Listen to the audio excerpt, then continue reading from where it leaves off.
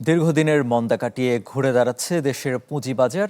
২ বছর পর সূচক ৫,৮০০ পয়েন্টের ওপরে অবস্থান করছে। সপ্তাহ ব্যবধানে ঢাকা এবং চট্টগ্রাম স্টক এক্সচেঞ্জে দাম বেড়েছে বেশিরভাগ প্রতিষ্ঠান ও মিউচুয়াল ফান্ডের।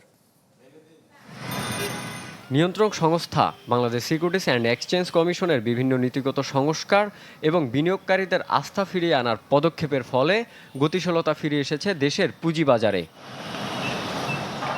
গেল সপ্তাহে দেশের প্রধান পুঁজিবাজার ঢাকা স্টক এক্সচেঞ্জে ছিল ঊর্ধ্বমুখী ধারা।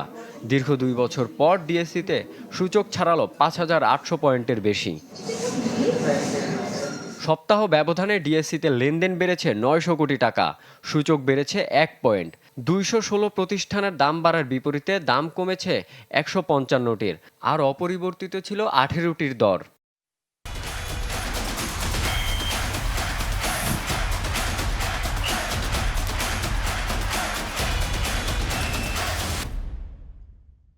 লেনদেনের শীর্ষে ছিল Renwick Jajneswar and Co BD Limited, Sharp industry PLC, IBC AMCL, CMSF Golden Jubilee Mutual Fund, S Union Insurance PLC, AIBL First Mutual fund.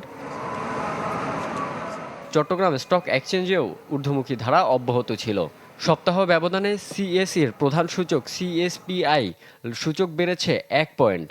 দাম বেড়েছে ১৯৯ প্রতিষ্ঠানের এবং কমেছে ১১৮টির, আর অপরিবর্তিত ছিল ২২টির দর। লেনদেনের শীর্ষে ছিল CAPM, IBBL, Islamic mutual fund, Osmania glass sheet factories limited, union insurance company limited, IBC AMCL secondary mutual fund, Sharp industry PLC. Ronok Mahmud Sourav, channel 24, Dhaka.